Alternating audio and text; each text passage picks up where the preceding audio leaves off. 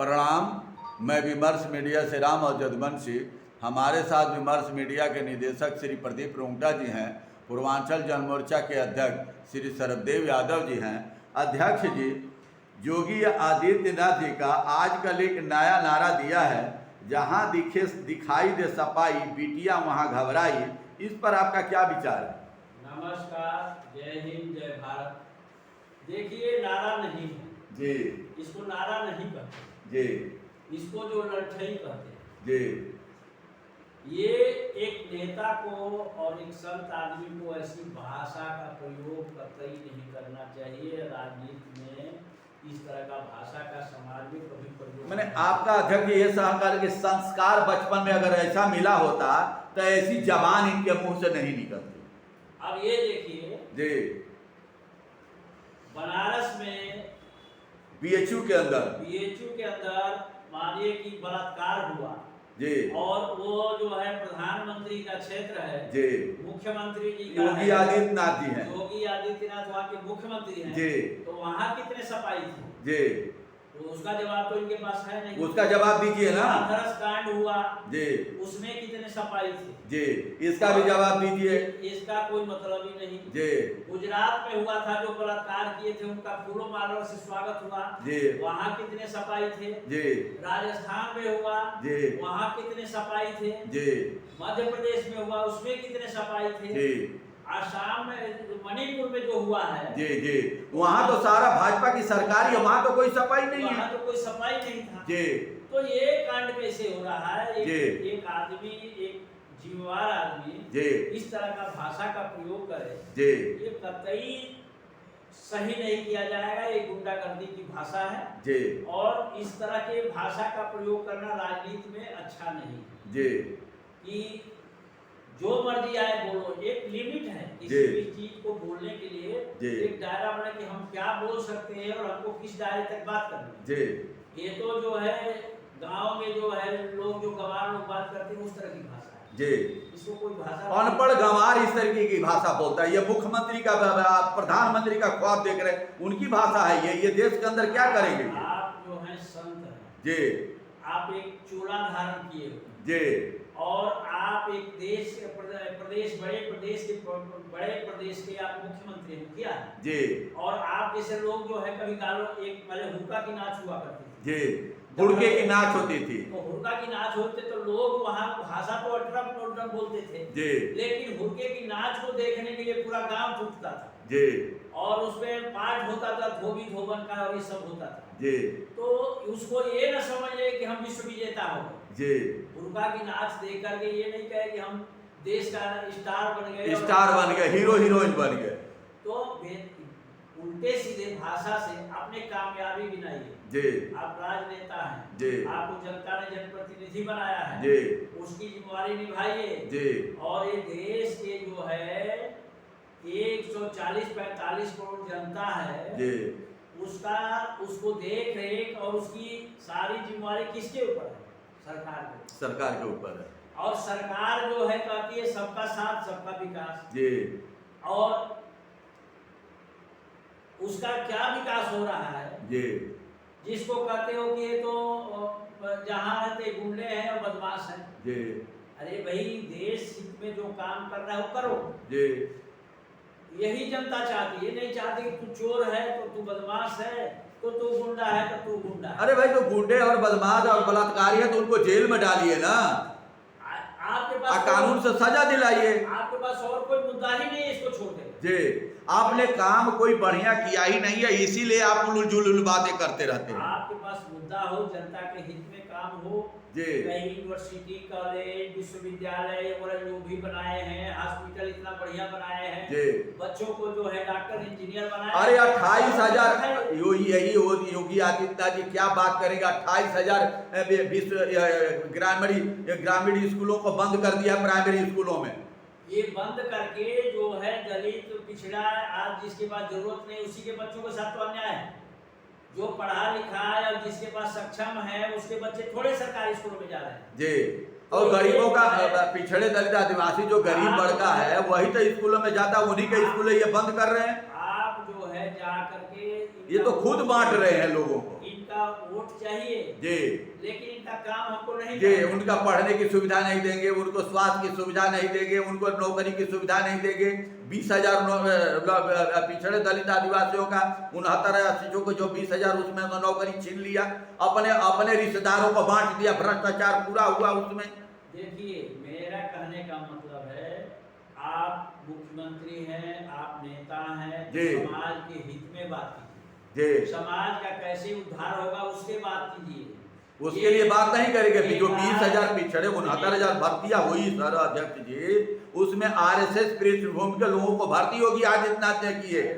इसीलिए योगी आदित्यनाथ मोहन भागवत ने पूरा छूट दे रखा है उल जुलूल बोलने के लिए। आपके पास कामयाब है, जी, आपके पास ये है, हमारे प्रधानमंत्री जी करेंगे, जीत जाएंगे जी, तो आपकी भैंसे खोले जाएंगे, मंगलसूत्र उतरवा लेंगे। जी, ये प्रधानमंत्री की भाषा है। अब प्रधानमंत्री अपने कामों को गिनाए ना।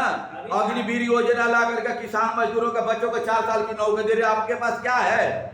अरे भाई, अभी जो है झारखंड में बोल रहे थे जी, कि माटी और बेटी और पता नहीं से माटी रोटी बेटी, माटी रोटी बेटी और इसका क्या है, सब ले जाएंगे। तो आप बॉर्डर पर गृह मंत्री कर क्या रहे? गृह मंत्रालय के अंदर बॉर्डर की सुरक्षा है, गृह मंत्री क्या करे? गृह मंत्री से इस्तीफा क्यों नहीं लेते हैं? अरे भाई, यदि आपका बॉर्डर आपके अंदर में, पूरा प्रशासन शासन फोर्स सब आपके हाथ में है जी, तो आप कर क्या रहे? जी, भाई विपक्ष दे रहा है, विपक्ष के हाथ में वो है। जी, आप सत्ता में हैं तो जी, आपकी जिम्मेवारी विपक्ष जी, को सवाल करना। जो घुसपैठी आए हैं उसको निकाल करके जिस देश का उससे निकल के बाहर करिए।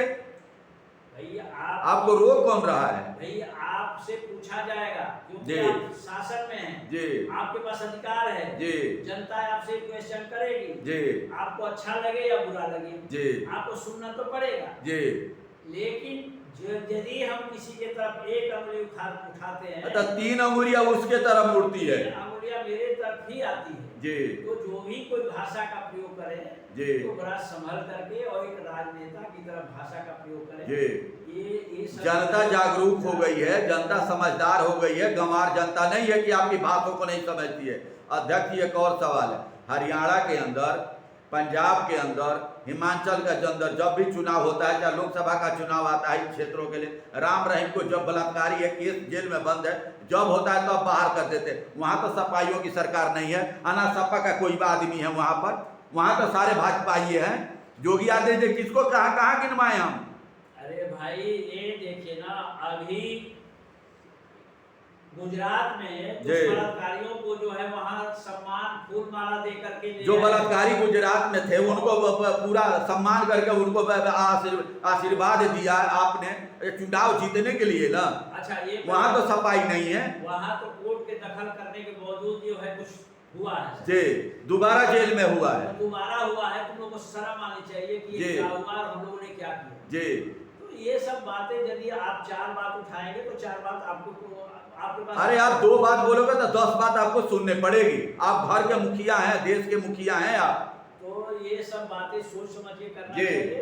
अब चुनाव है, चुनाव में तो कोई जीतता है कोई हारता है। अरे तो अपना भाने वाला चुनाव आया वो अपने काम दिखाए कि हम ये काम किए हैं, हम ये काम करेंगे, हम जनता को ये भलाई करेंगे।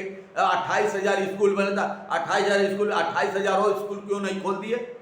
क्यों बच्चे प्राइवेट स्कूलों में पढ़ने जा रहे हैं? क्यों नहीं मास्टर भर्ती किए? क्यों नहीं वहां से सरकारी स्कूलों में सुविधा दिए? आप तो खुद बेईमानी कर रहे हैं। अपने लिए केंद्रीय विद्यालय, सैनिक स्कूल, नवोदय विद्यालय, सर्वोदय विद्यालय, सब विद्यालय आप खोल रहे हैं अपने लिए।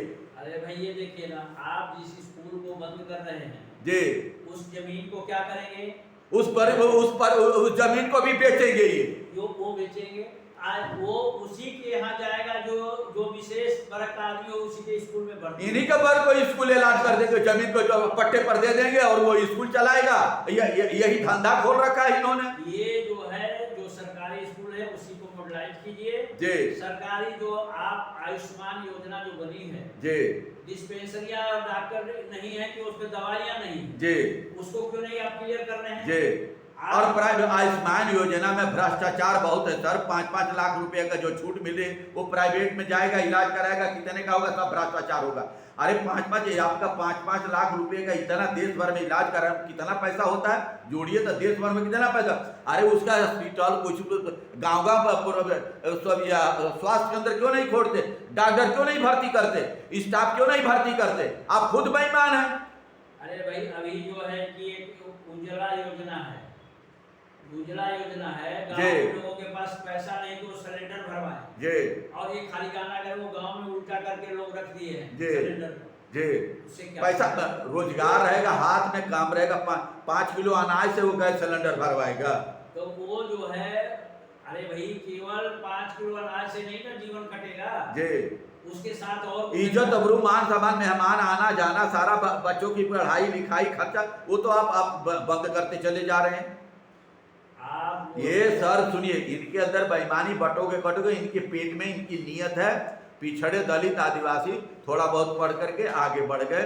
ये अगर जो सुविधा देते गांव में स्वास्थ्य केंद्र स्कूल चाहे व्यवस्था करते, ये बच्चे आगे अपने पैरों पर खड़ा होकर के नौकरी मास्टर के माने कि जो भी पद के लायक होता वो पद पर काम करते, इनको हाथ में पैसा आता। ये 5 किलो अनाज के भूखे नहीं है, मगर इनको 5 किलो अनाज देना, इनको काम नहीं देना।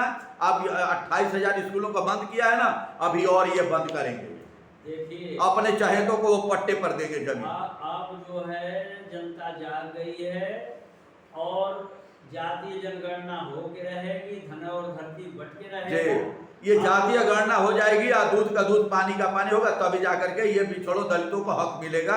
और नहीं तो ये पिछड़ों दलितों का कतई हक नहीं। ये हिंदू के नाम पर जो ठेकेदार बने हुए हैं मोहन भागवत जी, ये कतई नहीं चाहते कि पिछड़े दलित आदिवासी आगे बढ़ जाए। नहीं तो योगी आदित्यनाथ जी 28,000 स्कूलों का बंद कर दे। योगी मोहन भागवत के इशारे पर पिछड़ों दलितों का स्कूल बंद किया जा रहा है। ये पहले बताइए, ये देश किसका है? सबका धर्मनिरपेक्ष देश है हमारा का है जी। आप कह रहे हो कि हिंदू हिंदू हिंदू कर रहेंगे जी। अभी जो खून चढ़ता है जी, तो पूछा जाता है कि हिंदू का खून है कि मुसलमान का खून है? एक मिनट सर, अध्यक्ष जी इसी पर एक सवाल है। हमारी नदियां बह रही हैं और उत्तर प्रदेश में कुंभ लगा हुआ है, सारा सीवर का पानी उसी में जा रहा है, सारी गंदगी जा रही है। तो वहाँ उस सीवर का पानी में तो सारी जात धर्म का भी उसमें पानी गंदगी जा रही है ना। हमारे संत महात्मा जो भी कुंभ नहाएंगे उसी गंदगी में नहाएंगे, वो जल तो उसी में जा रहा है ना। तो वो हिंदू कहाँ गया? अभी जो हिंदू में अभी बहुत लोग बोल रहे हैं कि वहाँ सिर्फ हिंदू आने चाहिए, और वो गंगा में नहाएंगे तो गंदगी तो सारे के सिर पर चढ़ रही है, डुबकी लगाएंगे वहां। गंदगी जा रही है तो केवल हिंदू की जा रही है कि मुसलमान की जा रही है? वो सभी कर्मों के, सबके जात धर्म सबको जा रही है। यही तो बात कह रहे हैं, ये हिंदू के ठेकेदार बने हुए हैं। गंगा जमुना सरस्वती हमारी देवतुल्य नदियां इतनी गंदी है, उसको क्यों नहीं सुधारते ये हिंदू के ठेकेदार? ये केवल ढूंढा हो रहा है, सफाई हो गई, ये हो गया, प्रचार प्रसार हो गया। 315 कंपनियां हैं नदियों की सफाई के लिए, 55,000 की कितने करोड़ रुपया ये सफाई के लिए लिए हुए हैं। आज तक सफाई नहीं हुई, वो नहीं होगी, अभी भी आगे भी नहीं होगी जी। जब इनकी सरकार भी बदल जाएगी तो भी नहीं होगी जी, क्योंकि एक धंधा बन गया है जी। इससे कोई भी जनता का स्वीकार नहीं है जी कि भाई जनता के हित में के। अभी देखिए ना ये जमुना जी हमारा जी, ये देश की राजधानी नाक के नीचे आईटीओ के पास ये जमुना बिल्कुल ही गंदी बदबू मार रहा है। इतना प्रदूषण हो गया है, इतना खराब है कि बाहर से जो मेहमान आते हैं, जो अतिशा पूर्व है आईटीओ के पास भी, हम विदेशी मेहमानों का हमारे उपराज्यपाल जी दिखाते हैं, दिखाने के लिए प्रदर्शनी लगाते हैं, घुमाने के लिए आते हैं, वहाँ जमुना की बदबू नहीं जाती होगी? तो ये तो केवल दिखा करके अपना हवाबाजी करना है जी, बाकी उसको ढक भी देना है जी। यदि कहीं कोई प्रोग्राम होता है तो उसको ढक भी देते हैं, ढक भी देते हैं, कोई विदेशी देखे नहीं। तो ये कुल मिलाकर देखिए अध्यक्ष जी ऐसा है कि योगी आदित्यनाथ जी अंगुल उठाना बंद करें, अपने कामों को संवारे और फिजूल की बातें न बोले। पहले अपने लोगों का देख लें कि इनके लोगों का क्या कर्तव्य है, उसके बाद दूसरे पर अंगुल फेंटे। जिसके घर किसी को कहते हैं ना, जिसके घर शीशे के होते हैं ना, दूसरे पर पत्थर नहीं फेंकता है। इसीलिए राजनेताओं को संभल कर सोच करके बोलना चाहिए। जय हिंद, जय भारत। बहुत बहुत धन्यवाद, नमस्कार, प्रणाम।